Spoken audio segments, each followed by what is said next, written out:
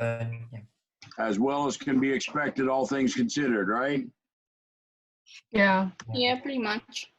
Okay, when does your actual online school start? For me, it's April 14th, so I still have a while. Yeah, wow, Yeah. that's a long time. Tomorrow's supposed to Brenda, be. how about you? When does your school start? Oh, we already started, but it's like kind of just barely. Like this week, they're just mainly letting the teachers know what to do, and then toward the end, we just started getting assignments. Well, I guess it's a very cumbersome proposition for whole school districts to switch over to online instruction. I'm sure that's a very challenging logistical proposition. Anyway, we're here now, and this shall end at some point. Nobody knows exactly when. We all speculate. We all would like to think in May things start to return to normal. But again, nobody knows, so we make the most of what we have. The difference between people that really counts, please remember this, is what they do with their time. And that's the fairest possible statement I can make, because absolutely everybody on Earth and the entire history of humanity has 24 hours in a day, right? Is that right? Yeah. Yeah. So everybody's got the same 24 hours, to work with, and we can judge people by that. So let's make the most of the time we have and do the best we can. Now, do you see the reading packet on your screen? Yeah. Yeah. Yep. Okay. Let's, without further ado, proceed with this. Got something at the bottom here that's not quite the way I like it. Let me push this back up here.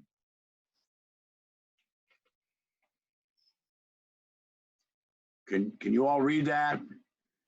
Yeah. I mean, I have a Okay, paper copy of the packet next to me. So. Yeah. Oh, you got a paper copy. Is that right? Yep. Yeah, and you also send it to us in an email, I think. But yeah, I can read Okay, it. all right. I was not directly involved in that process. So would you please do 1 through 20, and we will proceed expeditiously here. Do you have the answer key attached to the copy you got? Yeah. Okay, all right. Well, let's proceed with our sentence completions just to warm up here. 1 through 20, you have 10 minutes, go.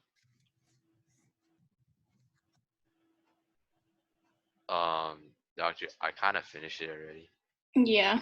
Yeah, I did that too. Oh, you did So did already? I. Like for homework. Yeah, so did I. All right, okay. Well, that's very industrious of you, and I certainly appreciate that. And so you've checked your answers? Yeah. Yeah. Yeah. Okay, way to go, guys. That's super. Let's speed up the process then. Let's find out which ones you missed. I'll call out the number of the question, and you tell me if you missed it. Just say miss if you missed it, okay? 1, 2, 3. Can I ask what a word means for 3? Sure. Contrivance. Oh, a contrivance is a contraction that's a more or less Rube Goldberg solution to a problem. Okay. That is just you cobbled something together to make a fix. You contrived something. Okay. Yeah. So did you miss number 3? No. Anybody? No, I didn't. Okay. Number 4. Thank you for that other question. I appreciate that. Number 4. 5. 6. 7. 8. 9. I missed that 10. one. 11. He said 9. I'm sorry, so somebody Yeah, somebody I missed. said I missed 9. Oh, you missed 9. All right, I'll make a note of that. Come back to that. Okay. Let's see. 12. 13. 14. Yes. Okay. 15. 16. 17. Miss. Okay. 18. Missed. 19. Miss. Okay. And 20.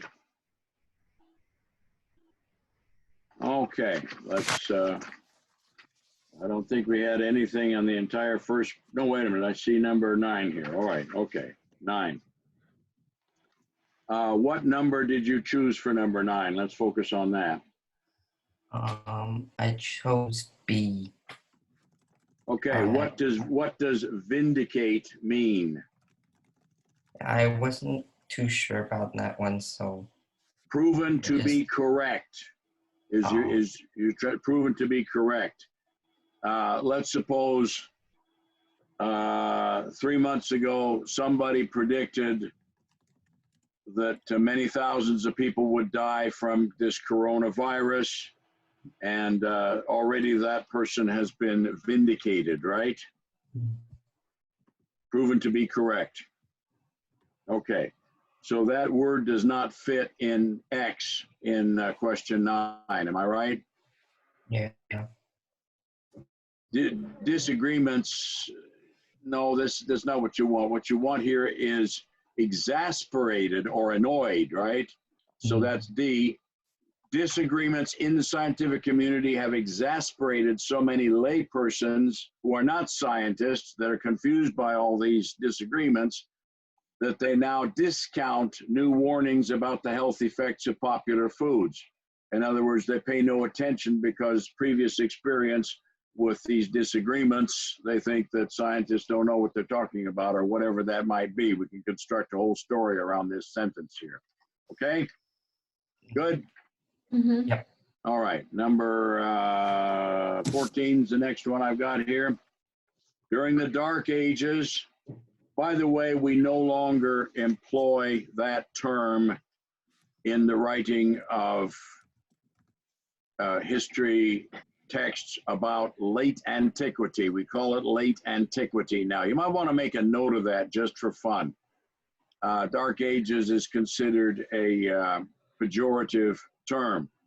It used to be called the early Middle Ages, but now the preferred term for the period from, let's say, the 5th through the 7th centuries, that is now called late antiquity. It ends with the ascendancy of Islam in the Arabian Peninsula in the first half of the 7th century. Okay, all right. Just FYI there. Okay, during the late antiquity, hermits and other religious what? What's the answer? What's the answer for 14, please? Recluses. Yes. A recluse is a person who has shut himself or herself away in a hermitage or some such remote location to be alone and to develop himself or herself spiritually by various devotional practices. That's a recluse. You see this, I can actually circle this here. Hold on.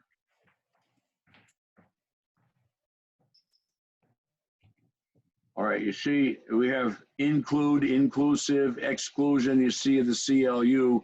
That is a root term from Latin referring to a key. So you lock yourself away, right? That's the idea.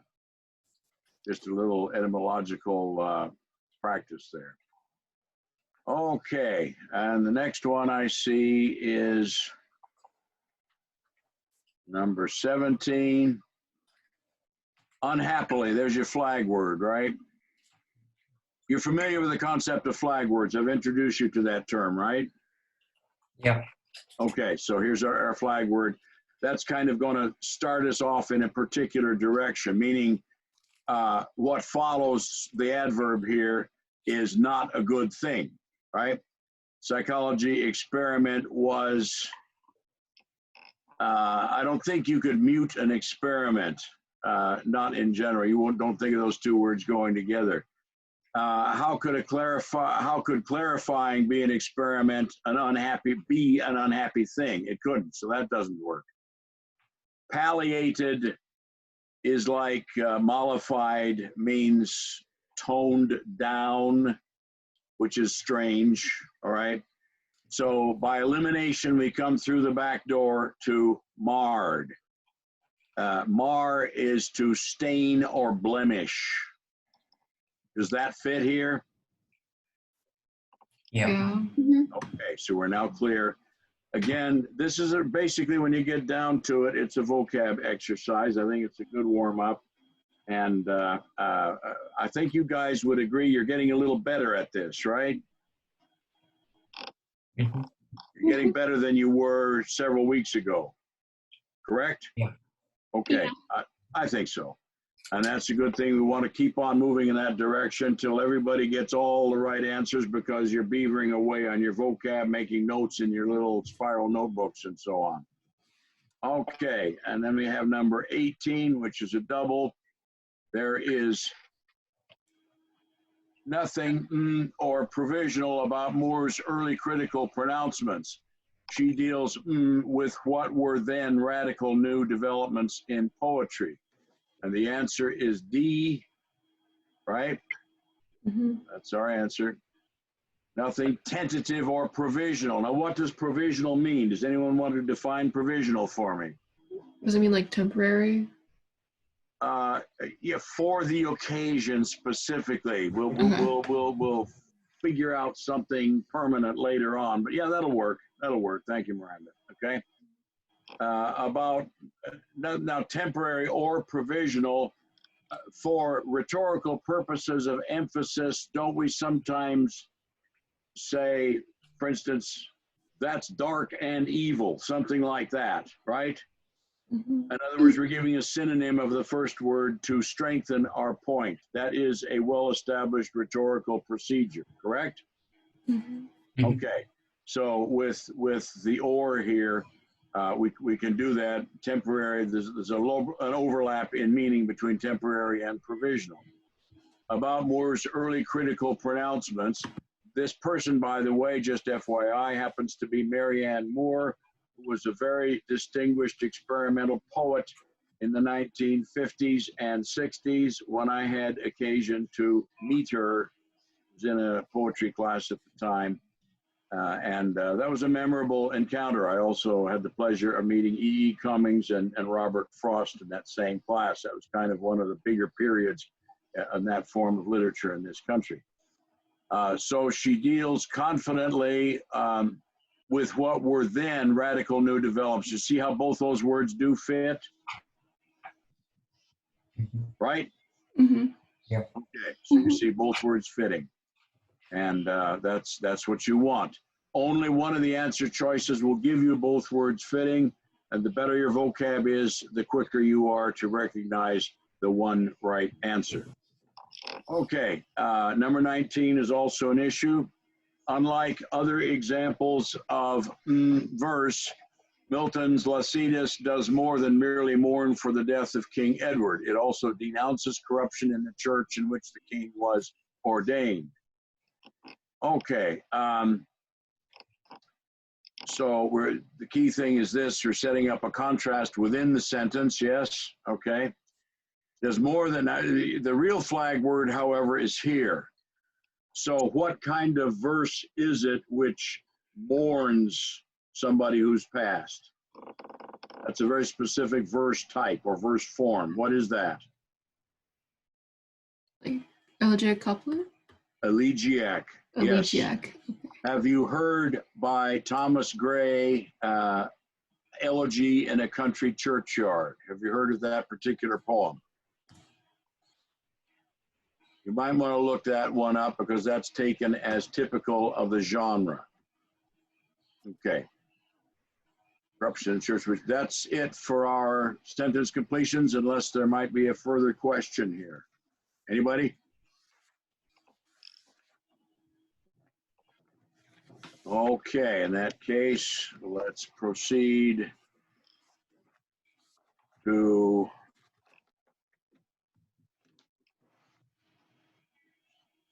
Whoops.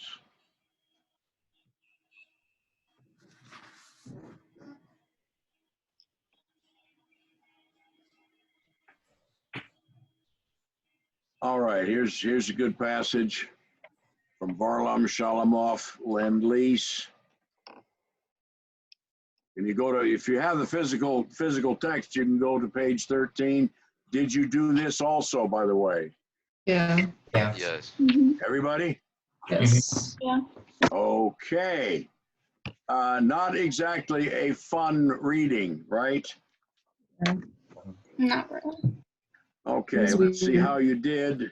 I'll call out the number, you call out the word miss if you missed it, and we'll dive into it and figure out what we should be doing here.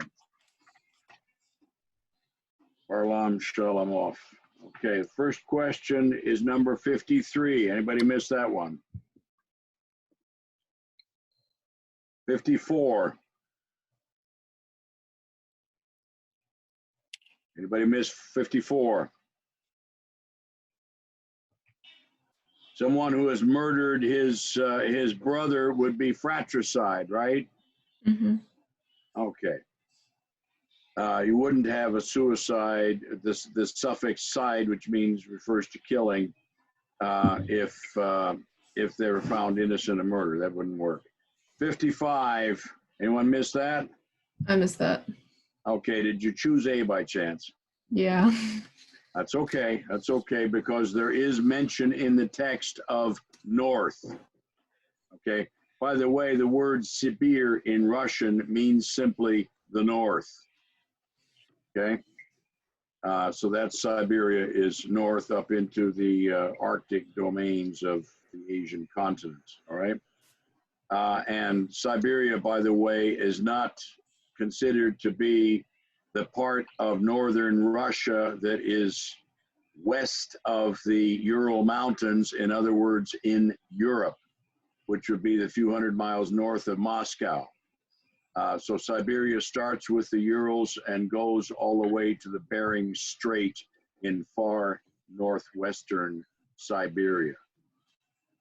Okay, the area of Kolyma, about the size of France, was a tremendous area of remote country, populated almost exclusively by Gulag prisoners and their guards and camp administrators.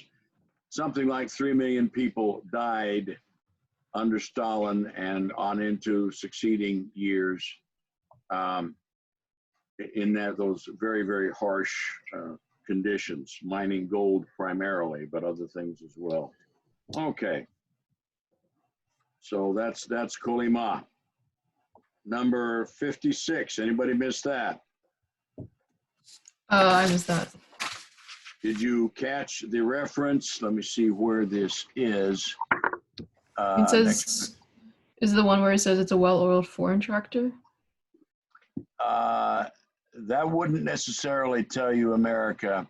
However, there is mention right here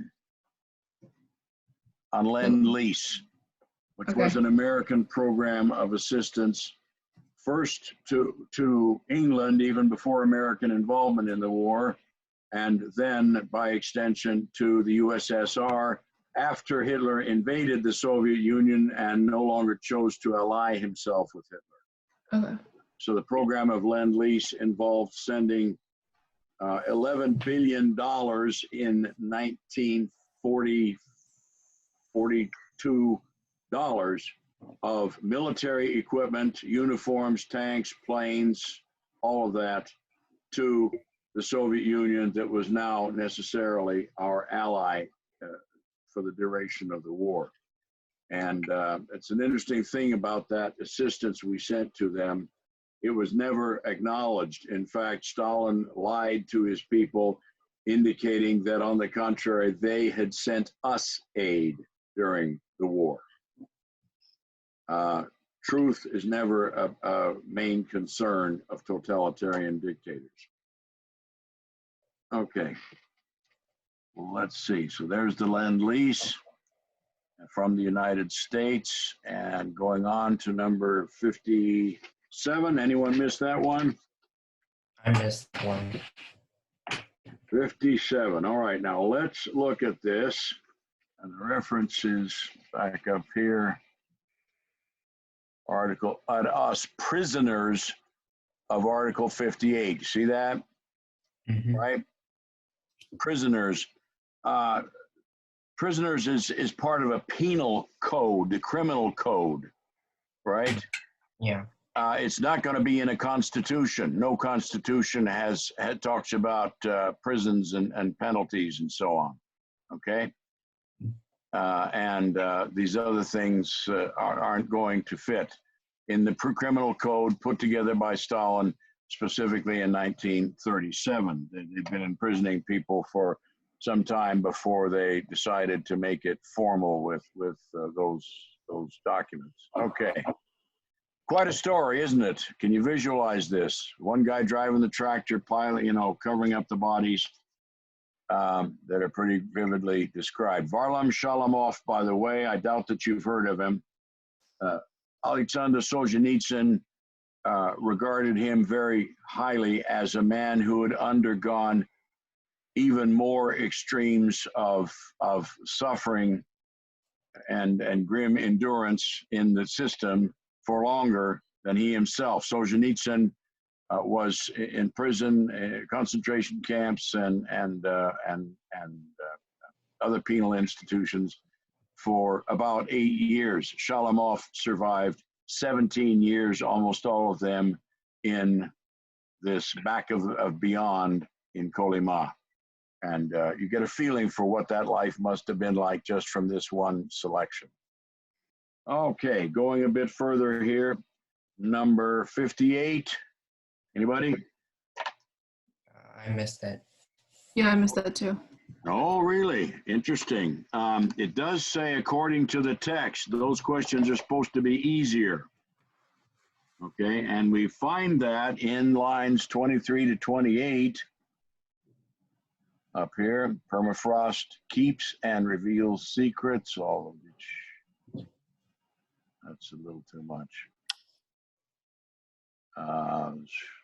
Keeps and reveals secrets. All of our loved ones who died in Kolyma, all those who were shot, beaten to death, sucked dry by starvation, can we recognize? No gas furnaces.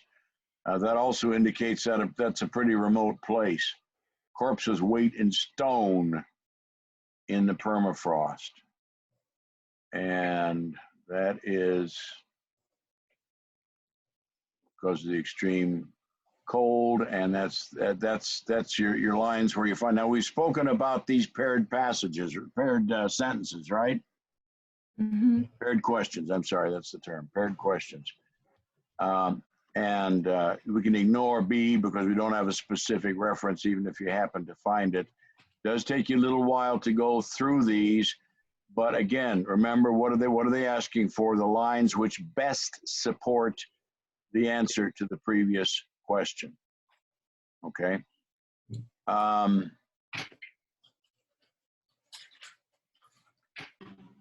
It does not actually say, they're asking in 58 about the text. According to the text, the corpses did not decay because the stone kept them from decomposing.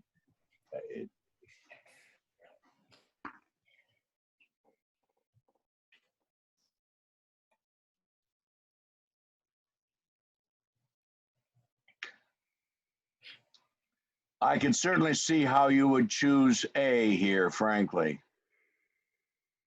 Might perhaps change the menu here a little bit.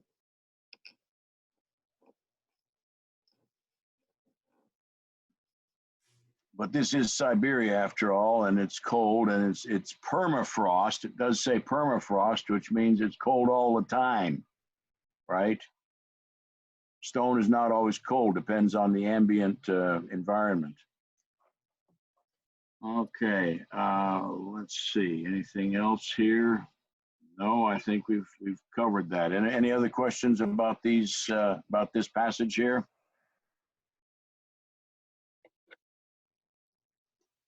Okay, let me go on to a. Why don't we do the sentence improvements here? See how well you did on that. I think this corresponds quite closely to what we have in the grammar passages these days. I'm presuming you've done and checked your answers here. Yeah. 63 through 72, is that right? Yes. Okay. Good enough. Moving right along here. Any questions on, say, 63? Anybody? Anybody miss 63? Okay, 64. By the way, you may have been told in your writing class, to the extent that you have a writing class, try to be careful about use of the demonstrative pronoun this. There is a natural reluctance to this. You've been told to make sure that whenever you avail yourself of this, that it is very clear what it's referring to, right? You're aware of that? Richard, have you heard that in your classes? Yep. Okay, so this is an example. Don't be distracted by it. It's generally not a good stylistic thing. You want to find some other way to say that. Okay, how about number 65? Harmful effects, that's plural, so we need are, and that's got to be C, right? Always look for the number, whenever you have something in which you get a choice of singular or plural verbs, you got to check immediately the subject, which activates the verb in question, and is that a singular subject or is that a plural subject? So that's called subject-verb agreement, right? Yes? Yep. Yep. Okay, 66, anybody? 67. I missed this one. Okay. Hold on a second here for that.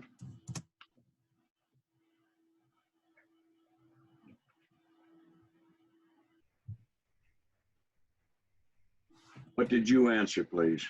I just said A, so like I left it unchanged. Among the oldest known chemical compounds as they actually are non-living protein molecules. The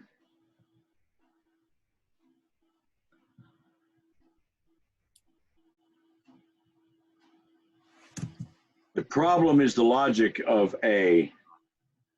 Enzymes are among the oldest known chemical compounds as they actually are non-living protein molecules. There's a weak connection there. Do you see that logically? Yeah. Versus C, enzymes among the oldest known chemical compounds actually are non-living protein molecules. Okay. Isn't that a little less cluttered? Yeah. So Yeah, that's what you want. So instead of trying to draw like a logical like connection between the two statements, you put like the oldest known chemical compounds part as kind of like in a positive, and then Yeah, that's exactly what it is. That's exactly what it is. Very good. Yes. Okay. All right, number 68. Anybody there? Parallel construction with the by, right? By the growth of business, but also by its. Not only, make a note of this, circle this here. We have not only, and, but also. Where is it? Okay. Where you have not, according to the SAT, where you have not only, you must also have, but also. That's called a correlative conjunction construction. All right. 69, anybody? 70? 71? 72? Okay, I want to just dwell on 72 for a minute, even though it seems you all got it right. I want you to be very clear about the subjective and the objective cases of pronouns, okay? The letter was intended for Betsy, and him. The word for is understood as preceding him as well. We have a compound object of the preposition for.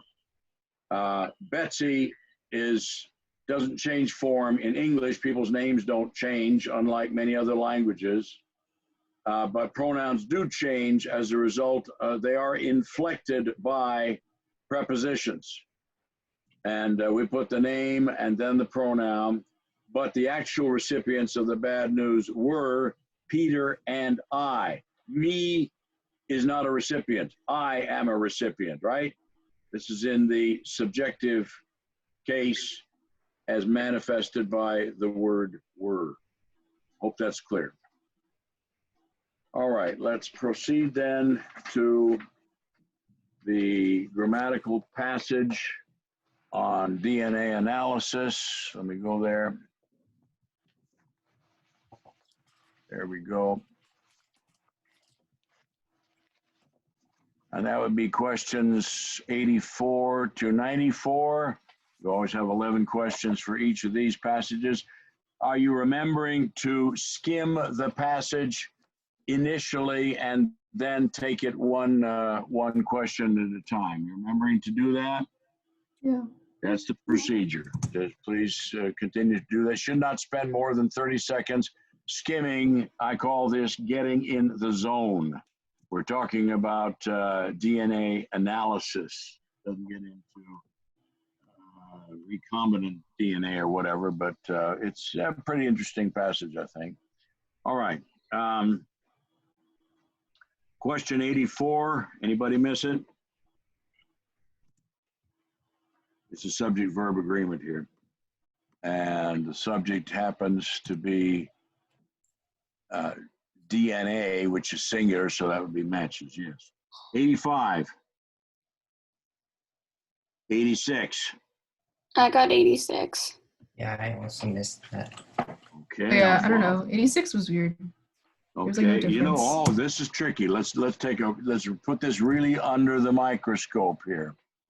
Okay, there is a difference between A and B. What is the difference? Anybody see it? Oh, A has a period. Bingo, right there. And it is underlined, so it's subject to change, right? They get pretty nitty gritty here, don't they? Yeah, none of the rest of them has the period, and the period actually does not belong there because we continue in the sentence with the word on, which is not capitalized, so it can't be A, correct?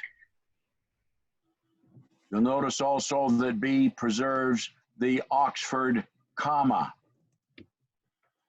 which you must have according to the SAT before the concluding and. Yes? We clearing all this? Yeah. Okay. Let's see. Let's go on here. 87. The answer is specifically. How else could you say specifically and still be correct? How else could you do that? 87? 87, yes. How else? Not one of your choices. I'm saying how else could you say specifically? It would still be For correct. example? For example, bingo, yes. Which in abbreviation is EG, right? You could say EG, which is maybe a bit cumbersome, but you could. All right, which literally means ex gratia, which is Latin for another way of saying, for example. All right, let's see. 88, anybody? I missed that. Okay, let's look. What did you put? I said A. No change. Moving. Well, removing would be correct. It's not the same as moving, is it? You mean detaching from the rest of the sample. picking it out from the rest of the sample, transferring it to a reaction tube. See that? Oh, okay. Yeah. Okay, yeah. If you said removing instead of moving originally, then that would certainly suffice, but you don't have that option. You do have detaching, which is actually very clear as to this type of action that's involved. 89. The answer is C, and you're getting accustomed, I trust, to this kind of question. It combines the sentences. They like to do that. And as in your capacity as editors of your own writing, perhaps you need to pay attention to the need to occasionally combine two shorter sentences into one more easily flowing sentence, different punctuation, and so on. That's an option. Occasionally, however, and I applaud this, the SAT asks you to split up a longer sentence into which two shorter sentences. You've seen very, very little example of that, but it does come up once in a while, so you can maybe anticipate how that might work. A good writer has varies sentence length along with length of paragraphs and the pace of the entire composition, and that's in accordance with change of pace in the action or whatever it is that's being described. So be mindful as to that as something that you can do as an editor of your own work. Number 90, anybody there? You do see that absolute final solution is annoyingly redundant. It cheapens final to add absolutely to it. The word final is a pretty strong word, isn't it? Yeah. Yeah, so don't, and here's another word you should never add modifiers to, and that word is unique. I make a note of that at the bottom of that question there. Unique means one of a kind, doesn't it? How could you be really unique or totally unique, dude? Right? You cheapen powerful words like that by trying to dress them up with adverbs. Okay, you don't want to do that. Just let them stand alone and do their very effective work. Okay, going to the back page here. Oops. 92. Anybody? 93. By the way, for 93, just in general principles, I like to make the point, do not confuse the words eager and anxious. That doesn't apply here, but I'm saying you don't want to say one when you mean the other. They're mutually exclusive terms. Anxious is a negative emotion, eager is a positive emotion, right? Yeah. They're not interchangeable terms. Say one when you mean that one and not the other, okay? Again, I've seen this kind of mistake quite commonly in students' compositions. Any question about number 94? Yeah, I missed that one. All right, let's have a look here.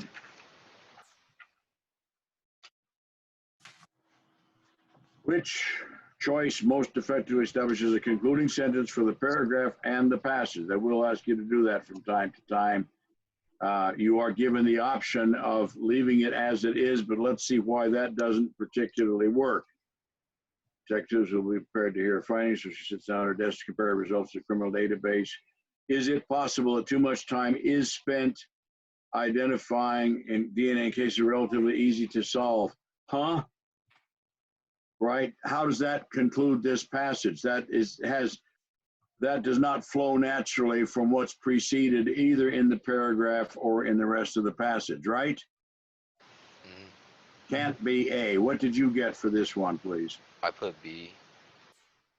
Takes a good deal of work and forensics to identify DNA in the world of modern forensics.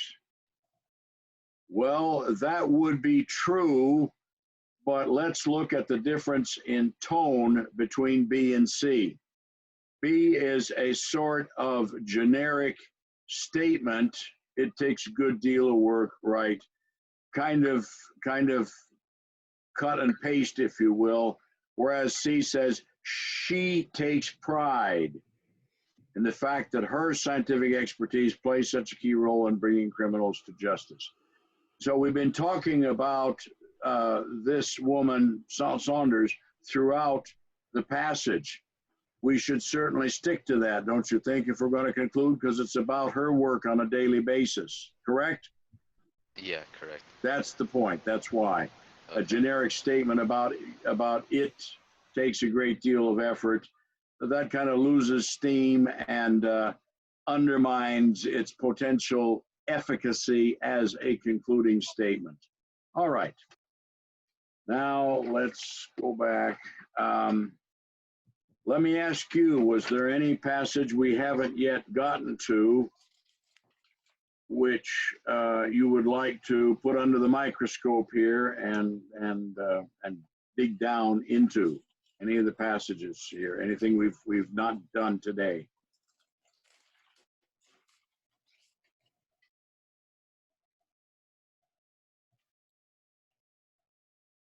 Can we do the city passage?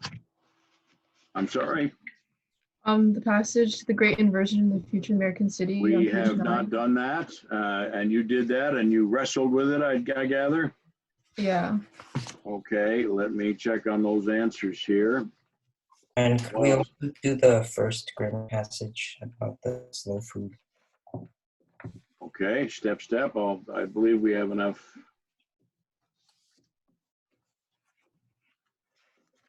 Time. Well, I'm flipping a coin here mentally. Let's do the Great Inversion passage here.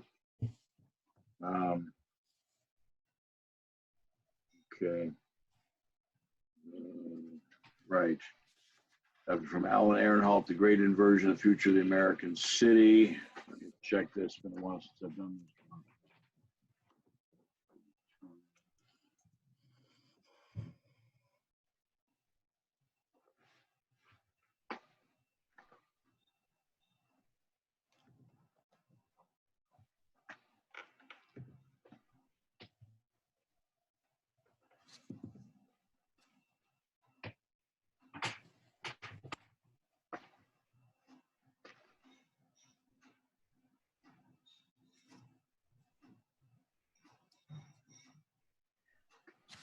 Okay, so what specific question did you have, Frank, about well, who wanted to do the Ehrenhalt passage? Oh, that was me. Okay, and what specifically, Miranda, was your concern? Number 42. Uh-huh. Okay. Best summarizes the first paragraph. Interesting choice. In other words, you're not, you don't have an answer, a choice of no change. And this is not something that you would necessarily want to add as text, but just sort of a note to yourself about what the passage was, what the paragraph was about, right? That's how you read this? Okay. Yeah. Distinct phenomena. And your answer was what? I put B. Not a reliable answer. Ooh. Not a reliable instrument. Really? Let's see. I'll turn up evidence. This is mixed.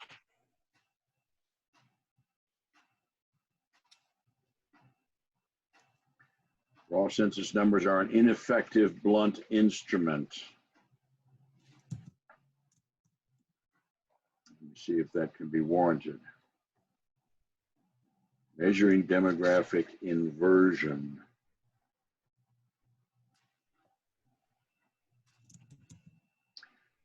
Problem with B is it is too broad. Okay. We're talking about a specific subset of demographic issues, this question of inversion, right? So we have to, it needs to be a little more specific. And that's C, population growth, demographic inversion are distinct phenomena demographic inversion is evident in many American cities.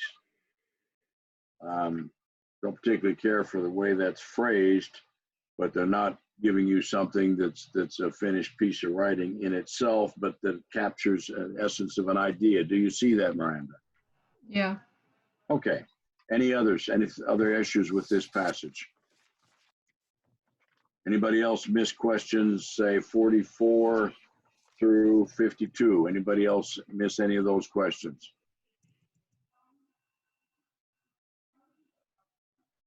Anybody? Okay. In most of these passages, except for the Shalamov passage, you have two paired questions, right?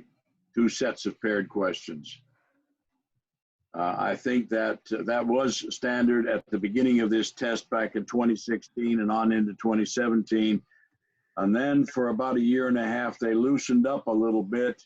And quite often there was only one set of paired questions, and I kept my fingers crossed that they were moving in the right direction, which would be, for me, not to have the paired questions at all for the reasons I've enumerated with you before.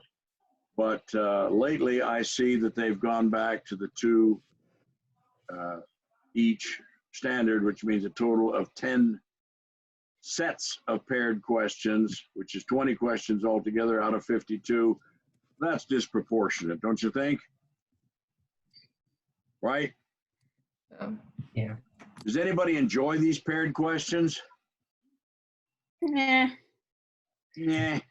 Sometimes it helps me find the actual answer, so I mean.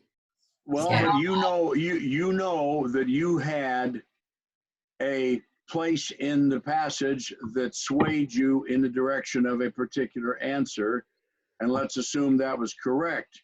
And maybe that line reference for you doesn't show up in the menu of the second question.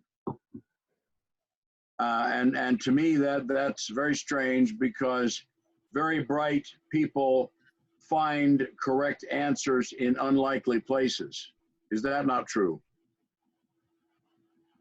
Mhm.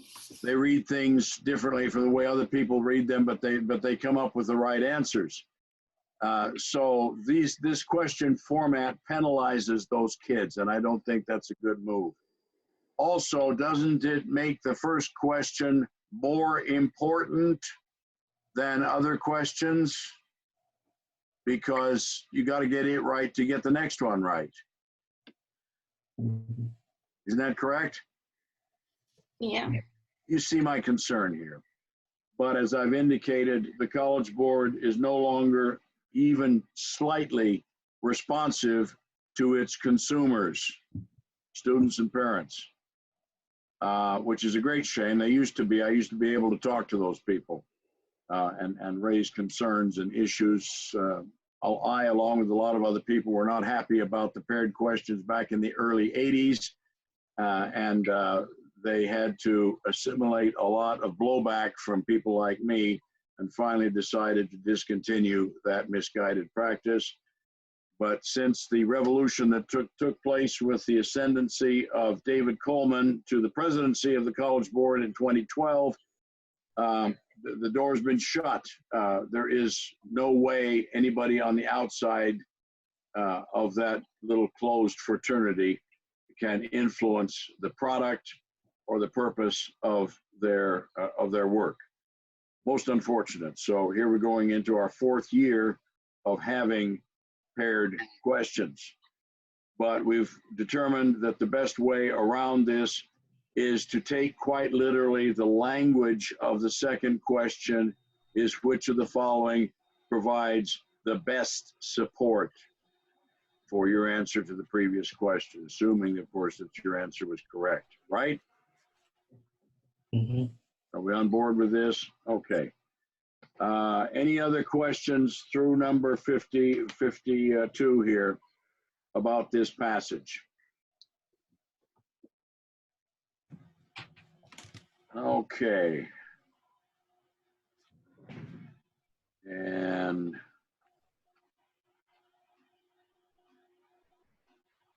Okay, let me make sure I've done everything I wanted to do here. You wanted to have a look at the first grammar passage. Is that what I heard? Slow food? Who wanted to do that?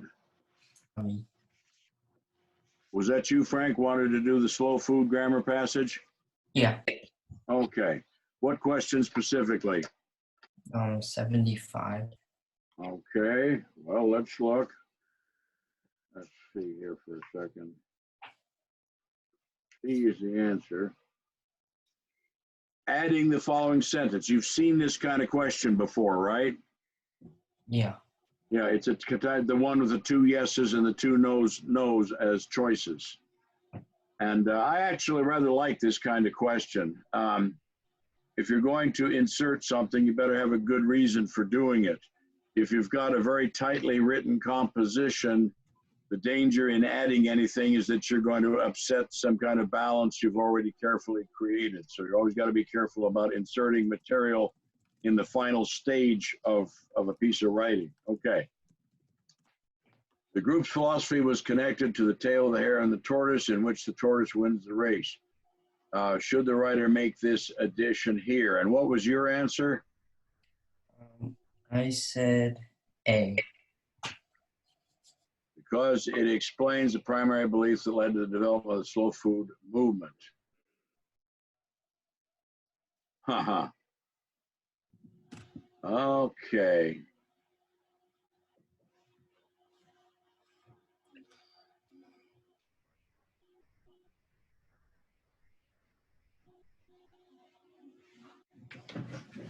Yeah, but wait a minute. The story of the tortoise and the hare. The problem with that as an analogy is the rabbit, hurries and then stops and gets distracted. The rabbit lacks focus. Am I right that that's the point of the story? Yeah. Slow and steady wins the race. Stay focused. You'll get there. You might even win if your opponents are careless. Okay?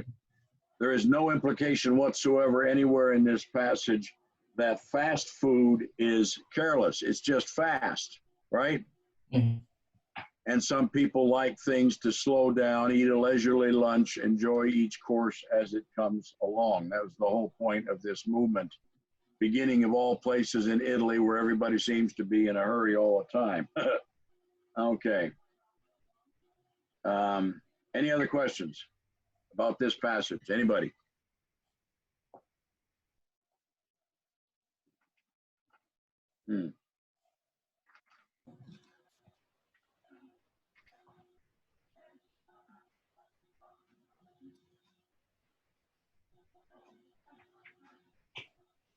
Yeah, anybody else have a question about this slow food passage?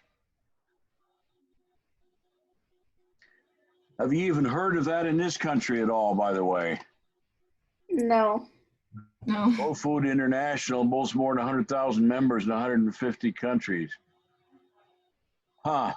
Is America one of those countries? Yeah, one would wonder. I confess I have not heard of slow food. You heard of slow food? Heard of it? As a movement, slow food as opposed to fast food? No. I was just consulting with my wife, who is quite knowledgeable in this area. She keeps up with these things. And I hadn't either. By the way, notice number 79 here. Okay. What's the problem? Why isn't that? Okay, you see the cursor anyway. Every single grammar section will have at least one question relating to its and its, or there and there and there, and your and your. This is standard stuff. I certainly hope none of you ever misses that question when it comes. That should be a slam dunk. You learned the correct way to do these questions back in the early grades, if I'm not mistaken. Okay? So please get that right. I believe I've told you that the it's issue is the #1 nuisance issue for American public school teachers in English. That's the #1 annoyance, and has been for a long time. Quite understandable because it's really quite simple. So again, I hope you've all got that right. We've covered quite a few things here now. Let me see. I want to be sure we've gotten through all of the reading passages. I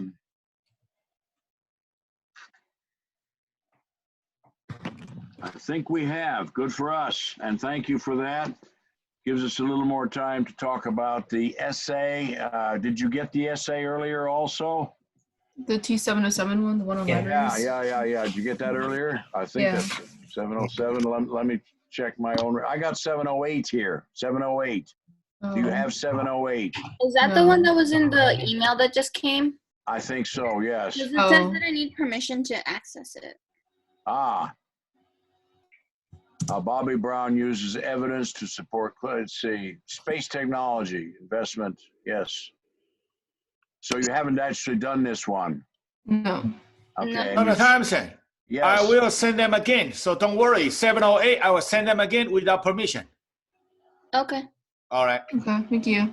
Okay. Well, I guess I can't focus on that one. Okay, fine. Personally, I have not had a chance to get to your essays yet. I'll have a conversation with Dr.Li about how I'm supposed to do that from my end. I apologize for not having done that yet. Obviously, you are doing your work and sending it to me, and you're wondering, has it gone off into cyberspace, never to be seen again? No, I just haven't. I'm not sure how I'm supposed to get to this myself, but I will address that issue in the coming week. Okay. How many more weeks do we have of this class? Does anybody know? Kind of hard with all of the interruptions. We've been going on with this class for it seems like a very long time. We have probably 2 or 3 more weeks, I would estimate. Okay. Trying to think if there's anything else that I can do here to advance the enlightenment of the next generation. How to do that. All right. So let's do a little round robin here. What kinds of assignments do you have upcoming that you're going to have to work on from your schools? Have you heard that? Have you heard what the assignments are? No for me. Some of them, yeah. Okay. So you have or you have not gotten definite assignments yet? Yes. Okay, Yeah. and give me an example. Gotta do a review of a research paper. A review of a research paper. A paper about what? They're just past papers from like students. Huh. So we're just supposed to review them because we're supposed to write one at some point. So this is in a writing class or what class? Senior research project. It's like the first part. Huh. There's like a second semester class next year where we actually do the stuff, like we actually write the paper because we're supposed to be writing it on an internship that we get this summer. So. Huh. Well, that's interesting. Everybody's going to get an internship this summer. Is that the idea, Perva? Yeah, in that class. Most of these internships are what, with the NIH? NIH, I don't think they have any more internships. They stopped. Huh. All right. This year they canceled them because of COVID, but usually they're not letting anyone under 17 join, so most of us can't. Okay. Well, that's new and maybe a bit unfortunate because people begin to get some kind of ideas to what they want to do in their lives, what they should major in college and so on. So I'm all in favor of that, but evidently there were some kind of problems with that from the point of view of the institution. Yeah. So there you go. What kind of internship are you looking forward to getting? I'm emailing professors right now. Okay, interesting. At what, UMD? Yeah, I was thinking to get like a computer science or like a biology internship. Okay, what would you do with it with a biology internship? What sort of internship would you want? Like I was thinking more biotechnology, like imaging and Okay, like biomaterials, Huh. sensors, things like that. Sounds like fun. Yeah. Well, let me know how that goes. What about you, Miranda? What are you in the middle of working toward now? So our school system's like there's no school for the rest of the year, so like Right. everything's online, and they have this new grading policy. It's like I think it's a proposed grading policy, but it's probably going to be the final grading policy. Uh-huh. And it's like basically saying how anything like so basically our third quarter, which is like basically our like second semester, stopped the day we got out of school, which was like Right. March 12th. That was like a month ago. And so we can't really, and like teachers aren't allowed to like grade anything past like assign past that date, or like Huh. you know do past that date. But for my English class, we had a year-long like kind of research like paper project thing, and so like before school had closed, we were working on like we were working on the first and second drafts of it, and we were supposed to finish it and like give a presentation on it and stuff like that. So And what was the work you were studying? so it was kind of like choose your own topic. So I chose like amateurism, like the NCAA, like college sports. Huh. And yeah, because a lot of people are saying that amateur athletes should be paid because of how much the NCAA exploits them for free. So I was talking a lot about like exploitation of student athletes, especially Black student athletes. But yeah, that was one of my assignments. And then Well, it is definitely a controversial issue, that's for sure. Yeah. Okay. I don't have a set opinion on that subject myself, so I'd be kind of curious to see what you come up with there. Okay. Richard, what about you? What do you have in prospect in your school? Me? Yeah. Teachers are kind of suspended from giving anything right now. So I kind of have nothing to do from my teachers. Really? Yeah. Do you think that's a good thing? That's a good policy? They're supposed to start on Monday, Yeah. but they haven't sent me anything yet. Huh. You're getting down to the end of it there. Wow. I get the impression that your school really isn't ready for this. No. Doesn't look like it. That's unfortunate. Well, I regard that as license to explore on your own. And I would start always, I think, with Wikipedia. It's kind of hard to browse Wikipedia because you never know where you might go, but in a way that's okay. You've got all the blue type that you can click on and pursue. Do you read any other language besides English? Me? Yeah. Kind of. What? What do you read? I can read some Chinese and Okay. some Spanish from my Spanish class. Well, you know what I would suggest? Find a subject you're interested in. Find it in the English language Wikipedia. Look for a Spanish or Chinese language counterpart to it, which by the way, will not necessarily be in any relationship to the English version. I think you understand that. And improve your reading skill that way. Okay. How about that as a suggestion? After all, language requires work to achieve reasonable proficiency. Am I right about that? Yep. And indeed, in major subjects pertaining to China, pertaining to, for example, Latin America, the Chinese articles are likely to be longer than the English counterparts, and the Spanish articles in their bailiwick, so to speak, are also likely to be longer, right? So take some time to just browse in the other languages so that you get better. Languages in high school, a language is regarded at 1 year of college French, let's say, is taken as equivalent to 3 years of high school French. In other words, language programs in colleges generally are skeptical of the value of high school versions of their subject. Am I right? Mm-hmm. Yeah. And I happen to agree with that assessment. Every once in a while, I encounter a curriculum in a high school in a particular language, which turns out to be surprisingly rich in content and accelerated in developing basic skills. So that's a pleasant surprise. It is the exception.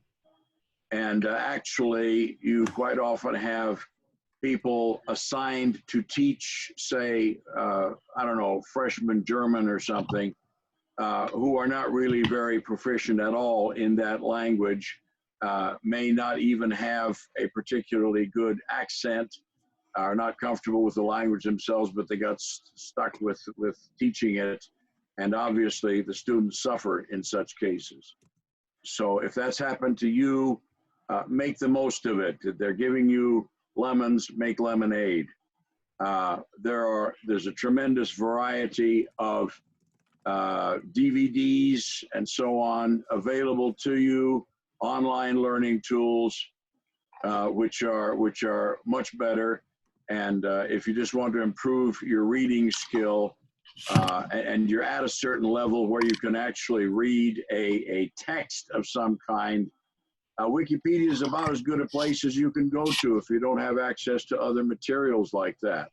So I'm going to make that suggestion generally to all of you. Okay, I'm trying to see if we're missing anybody else. Frank, what's your situation with regard to upcoming schoolwork? Basically, it's just like, I think most of our teachers at this point have like posted some assignments for us to do. Okay. So like, we have to do like coding and like we're working on like presentation. And we're not actually gonna present it. It's just the slides. Okay. So a lot of you are not deriving much academic substance from the remaining weeks of the school year, I gather. Is that a fair statement? Yeah, pretty much. We're mostly just Okay. reviewing stuff. Yeah. Okay. And Well, I guess we have APs to study for, but that's it. Yeah. Okay. So you're not doing nearly the amount of daily grind kind of work. Of course, you couldn't have if the school has nothing to assign you, and it doesn't seem that they're going to be working very strenuously at that in the balance of the time designated for the school year, right? Yeah. Okay. How do you feel about that? I mean, I think it's definitely time. Like, it definitely does give me time to try new things. Like, I have been like doing new things. Like, I started reading more, started translating more Latin poetry, and Okay. that was kind of just like a thing I just took up like on my own, and also it just gives me more time to like kind of. I mean, I guess it can be boring, and like sometimes like my motivation is like on and off, but like other than that, it's like okay. Yeah, like for the first 2 weeks of it, I like didn't really do much because I didn't really know what to do. But like now I'm starting to do things again, I You're guess. chafing at the bit, Yeah. so to speak. That's good. And again, none of us wishes for this pandemic to continue more than, we're all getting tired of it. But the question is, what resources do you have? What can you study? Tremendous variety of things online that you can do. Have you heard of Project Gutenberg, for example? No. No. The purpose of Project Gutenberg, you can look this up, was to reprint and make available online texts of out-of-print books, and some of them are quite well known. They just haven't been recirculated in recent years. So they're out of print, and most libraries don't have them. And besides, you can't go to libraries anymore either. Wow.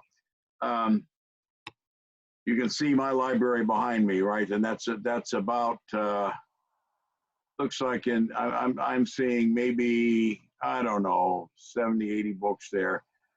I've got about 15,000 books in my library. Most of them aren't even in this room. So I got no excuse. I got no excuse. I've read quite a few things, but quite a few things have been waiting for me to get to them. I've got two different editions of the great books of the Western world on the opposite wall there. And still I have not read some of those titles. I have not read the complete plays of William Shakespeare. I've read maybe half of those. So again, there it sits waiting for me. How patient, how kind. But you know, it's there. And with a little extra effort, you can find that sort of thing, either Project Gutenberg or some other source. You'll be surprised what crops up when you start hunting for things. And you can make a little project out of that. And next thing, 3 hours have gone by, right? Not a bad thing. Okay.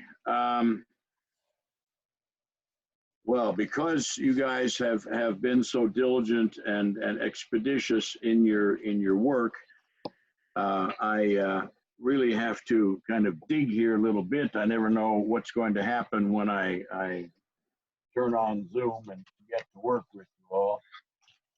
Let me just look here for a moment and see if I can find something that you might enjoy. Hold on.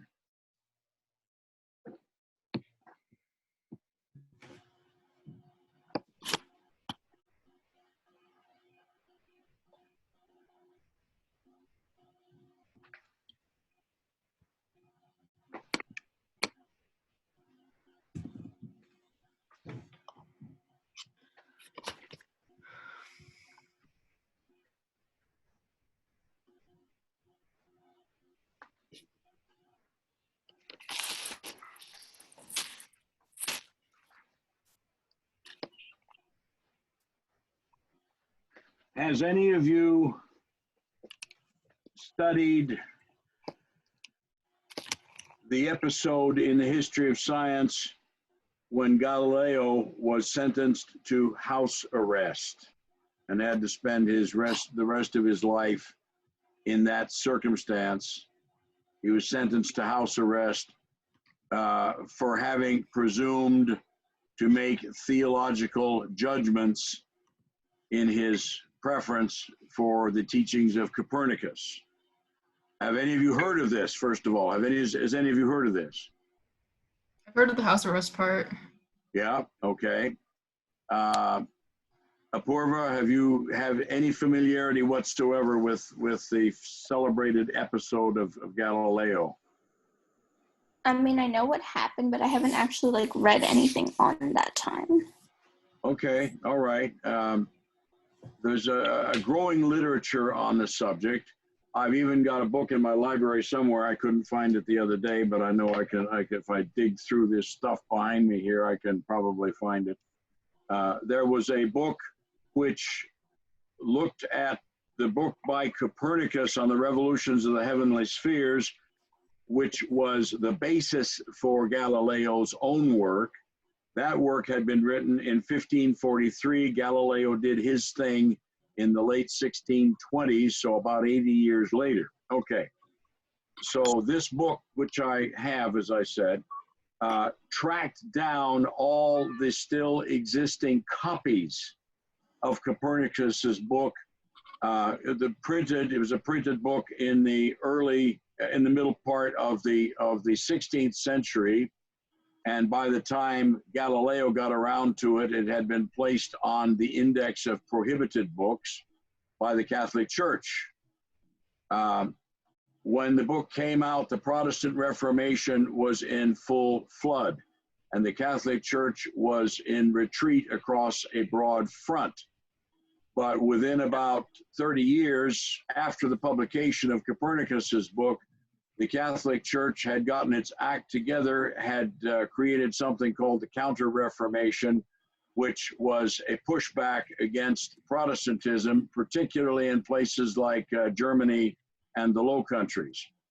England was already lost because King Henry had taken over the Church of England, seized the properties of the Catholic Church in England, and created an English Protestant church, which we know as the Church of England today.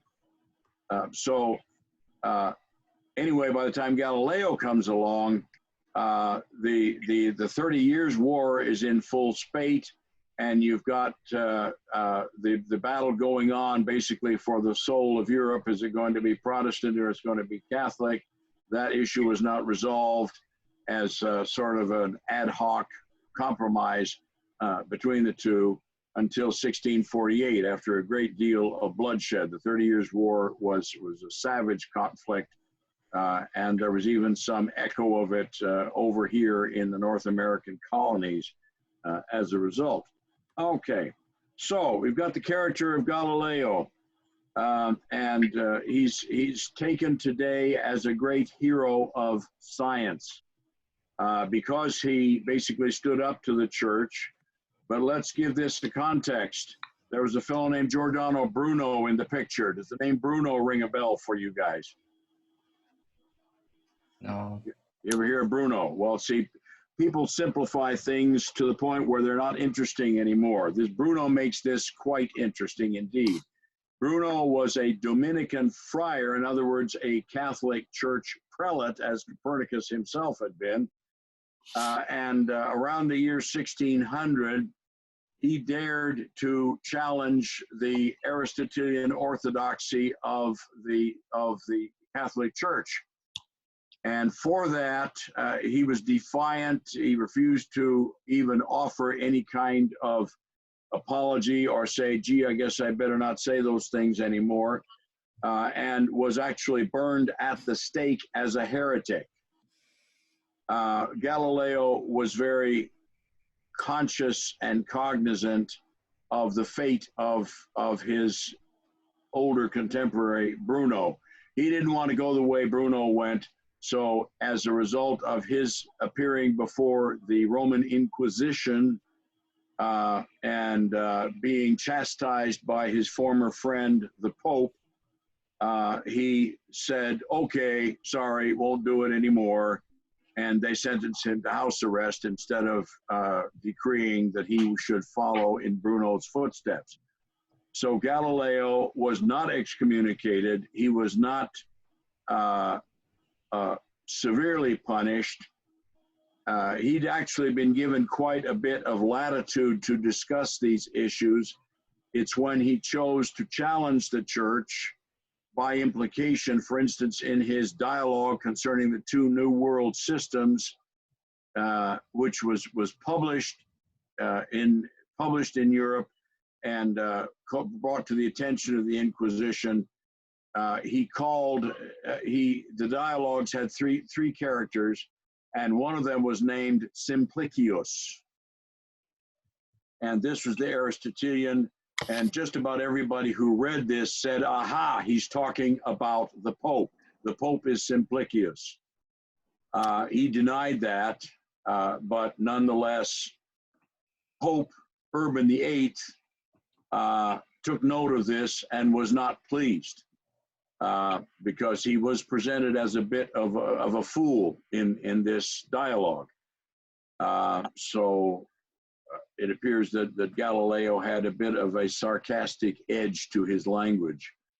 And this did not please the Pope, who was actually the champion of Orthodox teaching. So you got to pay for that.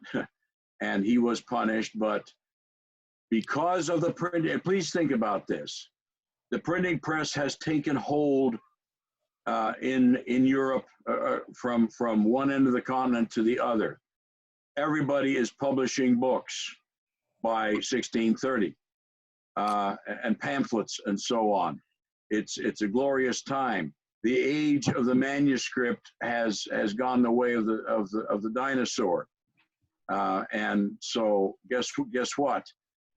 Because books can easily be published and sold and distributed and shared, it's harder and harder to make it absolutely impossible for people to read what they want to read. Following what I'm saying here? The Mhm. printing press represented a real revolution. Before the printing press, Gutenberg, mid 15th century, if you wanted to read a book, you had to read a manuscript that your friend had, or maybe you had to pay to have some monks copy a book for you. This was an expensive proposition. And the printing press turned that world upside down. So by the time of Galileo, just about anybody anywhere, particularly in Protestant Europe like England and Holland, can publish whatever they want to publish and be safe from censorship. Okay? Not so much in a Catholic country, because there you come under the scrutiny of the Inquisition. Okay, so now we've set the stage, and let's spend a few minutes here listening to a only partly fictitious version of events here. Hard by the venerable nunnery of San Matteo in Arcetri, not far southward of the native precincts of Leonardo and Machiavelli, a gracious villa adorned a hillside redolent of summer blossoms. Olive trees and grapevines, tirelessly tended by the villa's gray-bearded master until the recent onset of his painful blindness, alternated below the house in the time-honored manner of hundreds of ancient settlements along the sinuous shores and hill districts bordering the Mid-Earth Sea. Mid-Earth Sea is the Mediterranean. A much muddled religious war continued to convulse Transalpine Europe in this year of grace 1638, with no terminus yet in view. But the regnant dynasties in the many city republics of fair Italy maintained in this season at least a fragile equilibrium. The Pope at Rome, scion of the Barberini line, busied himself with canny diplomacy and the costly refortification of that same Castel Sant'Angelo, whence his luckless predecessor had witnessed the eternal city's wanton violation by the troops of the Holy Roman Emperor Carolus V more than a century earlier. On his careworn face, the old widower could feel the languorous late morning air and the growing heat of the Tuscan summer sun. Although his eyes could no longer read the text of his beloved great book of nature, his large nose could sniff out its secret diurnal scents, and his prominent ears discern the ever-modulating medley of windsough, birdsong, leaf rustle, and impending or receding rain. Standing in his open doorway, he heard the slow creak of the lower gate, and then two sets of steps approaching up his privy path. Both appeared to command the energy and easy rhythm of younger men. Mayhap one of them was his soon-to-be pupil, Vincenzo Viviani. The other would therefore be the boy's uncle. Come to settle on terms? Question. This time he was mistaken, for while the tongue they spoke was quite intelligible, correct in all structural particulars, it was an Italian clearly acquired in school, a foreign school. Oxford or Cambridge, was it? Giovanni and his manservant, Riccardo. Well, John and Richard. Young Master Milton. You've all heard of John Milton, I hope. Mm-hmm. To be precise, a poet of some repute and an assiduous scholar in the Hebrew and Greek and Latin classics. What an unlooked-for pleasure. And the Signore Vecchio, molto celebre, was of course the splendid astronomer and mathematician Galileo Galilei. Deprived these 4 summers past of his favorite daughter's ministrations by her tragic death and confined to the villa's immediate environs by decree of that same Pope Urban VIII, Maffeo Barberini, who had once been a friend, on account of his willful speculations and improper claims of theological competence, Galileo proceeded to cope as best he could with the requisite niceties of this unannounced visit. His own manservant Giuseppe had taken the mule to Firenze early that morning to replenish the cupboard's normally ample store, but of hearty vintages and long loaves and soft cheeses there remained a sufficiency. For his part, John Milton, impeccably attired and a most seemly afternoon's interlocutor, was well embarked on what would soon be called the Grand Tour, that aimed to deepen a young, affluent Englishman's acquaintance with the diverse troves of culture and its many monuments throughout the tumult-riven continent. He had come, as it were, to sit at Galileo's feet this day. The encounter did produce its hoped-for effect. The young poet was much taken with the old warhorse's imperturbable dignity and with the latitude of his understanding that was all but tangible even behind his outward sightlessness. Ere the Cantabrigians, that refers to Cambridge, leave taking 4 hours into the sun's westering, amid the drowsy buzzing of honeybees and the snap of a rare dragonfly's wings, Galileo, as if in obedience to an inaudible summons, stood up suddenly from his seat at the marble pedestal in the garden and begged his guest's indulgence while he made his way back into his dim studiolo, his little study. 7 minutes later, the astronomer emerged again and rejoined his new friends with a leather-bound book in each hand. Their host had once adumbrated a marvelous escapement for a pendulum clock that would only be fabricated 20 years later by an ingenious Dutchman. Milton estimated the times elapsing from a closely calibrated sundial a few feet from the finely inlaid pedestal.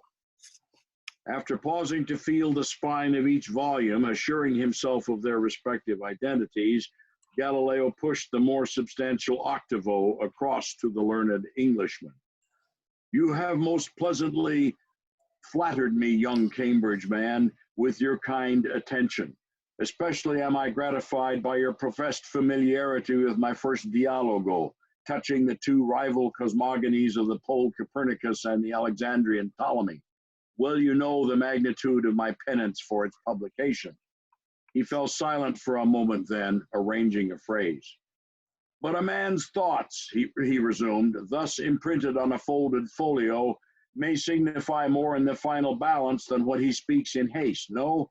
And how else to convey a life's most eloquent proposizione, whereby it may safely be judged aright, than by entrusting such pages to the hands of those most moved to assimilate their stern instruction. Non è vero, is that not so? This last the Signore Vecchio emphasized with a broad wink. Then, not waiting for a reply, he pressed on more urgently. I know your drosselous poet's soul flies gaily up from the chaining forces of this gross material realm, no? But methinks in measuring their reach exactly, in glimpsing the same rule of line and number and mass out there, here he pointed in the general direction of the moon's ghostly serene first quarter, and swept then across the whole southward arc of sky, as here below, we'll put ourselves upon a likely way to sail through that vasty void, non è giusto? And won't that terrify the Holy Office now, meaning the Inquisition? He patted the book and smiled, almost ferally, it seemed. Take this back to your Protestant island, my dear John and Richard. It's my own new discorsi e dimostrazioni matematiche, fresh smuggled into me from Olanda, where they thumb their noses at the damned Inquisition, just as your fine Scottish king does. Read it, follow my labyrinthine logic if you can. Share it with the eager students you'll have soon enough. Keep it, I insist.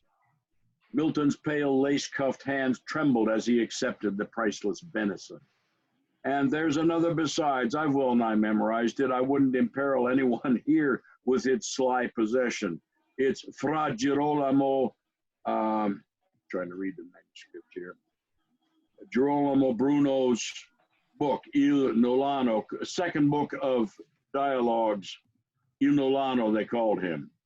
Excommunicated by the Calvinists in Ginevra he was, and then by the Lutherans in Sassonia, poor lost soul. Did you know they gave me the chair of mathematics in Padova over him? And he refused to recant at Rome, so the 8th Clement, not a bit merciful, that one, relaxed him to the secular arm, as they say. In plain speech, they gagged his tongue and burned him alive for his raft of pertinacious and pestiferous heresies. Imagine. He believed, you see, that the universe is boundless, that there grows a riotous bloom of worlds out there, much like our own, with their own forms of life, that there subsists no dichotomy of form and matter in the world as it actually is. That truth is most truly served in the unfettered exchange of mature ideas. These 5 dialogi of his I present to you as well. Cherish them, I beg you, as I have over these long years.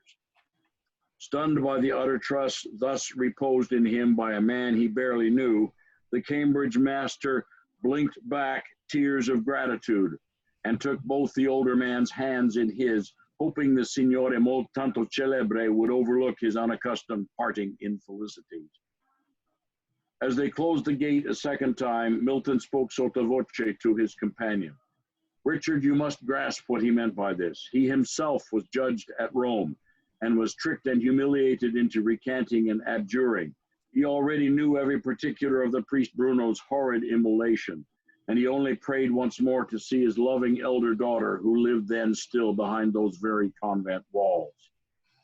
And Galileo, standing motionless in his doorway, though he caught not the Englishman's whisper at a distance, smiled a softer smile to himself. Surely now would he live on in distant aftertime in the exercise books of generations of industrious English students. And was that not a greater power than the jowly wrath of the bloody Inquisition then? Okay. As I say, only partially fictitious. We know Galileo met Milton. We can pretty well date when that happened. What we don't have is a precise record of what happened on that occasion. But I think we know enough about the interests of both men to imagine how that might have gone. So that's an example of historical fiction. Does any of you spend any time reading works of historical fiction? Not really. What do you remember having read, Frank? I guess probably either fiction or non-fiction. Nothing Well, fiction. really. I'm talking about works of historical fiction. Yeah, I don't really remember reading historical fiction. Just sort Okay. of Anybody like, else? Anybody else has read a work of historical fiction? It is a pretty well established genre by now. And the idea is it must hew to whatever we know and can reasonably infer about the past, about a particular episode in the past, about a particular personality. There's been some quite good pieces of works. Sir Walter Scott wrote sometimes fanciful works about medieval English knights, for instance. And there have been a number of works of fiction that flesh out imaginatively, but still with consciousness of what was probably true, what it was like. You can imagine this having transpired, this particular conversation that you heard me read to you a little while ago. You've got to get an idea of what the old man Galileo was like then. We have portraits of him. He was already quite famous by then. But the idea was he's out of sight, he's out of mind, he can't write anymore because he's gone blind. He's allowed to have a servant. He was allowed to have his daughter, the nun, come and visit him and tend to him, but she died a few years before, so he has a manservant. I gave him the name Giuseppe. I'm going to try to find out from the Galileo Center exactly when, do we know that at Rice University, do we know his manservant's name? Was it mentioned at any point? I can't find it in my own work up to this time. So as soon as Rice University is back in business and all the schools are shut down everywhere, it seems, then I will be able to get an answer to that question. Otherwise, it's a little bit of license on my part to give a person whose name maybe we don't know, to give him a name to kind of flesh out a detail to make it appear more lifelike. people did have names.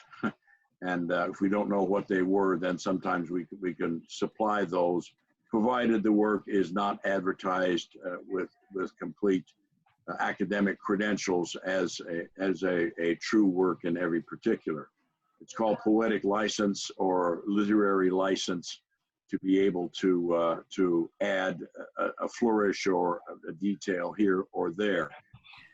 And that's now. How did you feel about what you read? Did it sound interesting?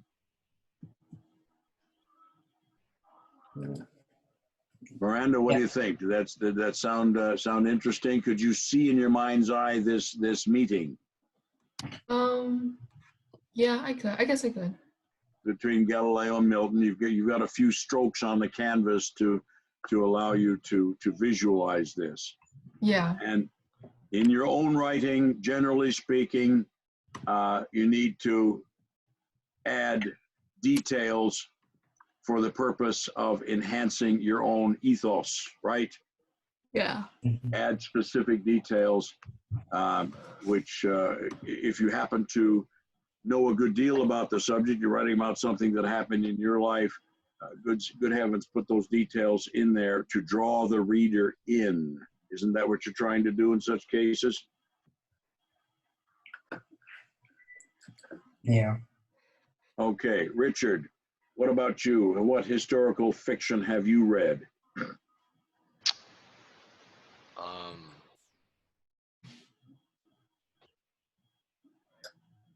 I kind of don't remember any. Oh, I read something recently. I don't know if it counts like as historical fiction. What was it?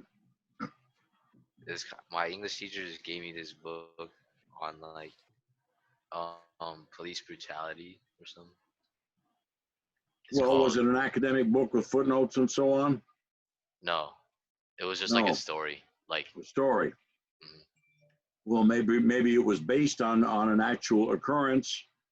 Yeah, I think eyewitness report. Somebody was involved in that and suffered from it, and then filled it in a vivid, graphic kind of way. Yeah. Okay. I don't know whether we'd call it. Well, it's writing about maybe an episode or some episodes that are alleged to have occurred. Is that right? Police reports or something? Yeah. Well, it was just like a story about this kid who got beat up by a police officer. Roughed up, huh? Yeah. Okay. And I'm curious, why did the teacher give you this book? It was just like we were supposed to write an essay on it, or no, we just had a discussion on it, and then COVID-19 happened, so we didn't really. Right. Yeah. Which was a species of brutality all by itself. Yes. Okay. Have you known anybody who's become infected? No. Okay. No. Well, it's happening. It's happening. I would imagine if you went into your hospital, you would see quite a few signs. Even in the grocery store the other day, I noticed on the floor, this is a giant near where I live, on the floor, please keep 6 feet distance. And somebody had put that down on the floor, the whole length of the floor going up to the cash registers, which was an interesting thing. And of course, there's signs on the door. And it is amazing to me, frankly, the extent to which businesses have had to accommodate themselves. Well, they take the time to put up signs to talk about this on their company websites. This is remarkable, the extent to which people have reacted and made choices and made decisions, because they don't want to just disappear from everybody's consciousness. Yeah, there was this company that used to make blue jeans. You know, what was it? Gee, I don't remember. I wanted to make those anymore. Well, it's not like we're going to shut down the country for a year. That's not going to happen. And that would be a true disaster, because a great many small businesses certainly don't have enough cash on hand to continue, for example, to pay their employees and to get product out by becoming Amazon merchants or something. Not everybody can do that. And small businesses, by definition, especially if they've just gotten started, don't have a lot of cash lying about just to stay open and continue to maintain a public face, so to speak. So let's hope this even by the end of April, maybe we're going to see some definite signs that this thing is slowing down and people are recovering. And maybe by then we're all going to be able, if we need to get a prescription for this hydroxychloroquine, right? That is licensed and authorized for malaria. And I happen to have read in South Korea, this was used very early on against the coronavirus and has apparently succeeded. So the president has already fast-tracked approval of this drug for off-list application, which means to this disease for which it has not been thoroughly tested. The testing process can take a long time. We don't have a long time to wait to find something effective. So this has been fast-tracked. It's but you got to get a prescription for this, and people who are already taking this for other conditions, we have to make sure they don't lose access to the drug because many other people are being administered hydroxychloroquine. Okay. All right. Has the fact of this plague, and I'll close with this observation, has this caused any of you to maybe consider a career in medicine? It's caused me to think about like public health and stuff like that. Like okay. maybe previous year public health. Because like I go to I go to like this, like I've taken a lot of STEM classes, but like I don't know, science like doesn't really appeal to me, but like public health might, because there's more like there's other aspects involved than just like science. Okay. So we are influenced by the world around us, whether consciously or not. In this case, it's pretty clear that this raises questions, because for sure you have time that you would not normally have had, because normally you would be in school in this time of year and occupied with all of that. But now you can think longer term and wonder about things and get online and look into things like that, huh? Yeah. Right? Okay. Well, so good can come of misfortune in a good way. So please be open to that possibility. There may be something you can do, a professional turn you can take, a curriculum you can pursue that would lead to a life of public service. My late mother-in-law basically founded the public health system in the country of Panama many years ago. And that was, my wife remembers her mother out there in the boonies, so to speak, setting up clinics and so on.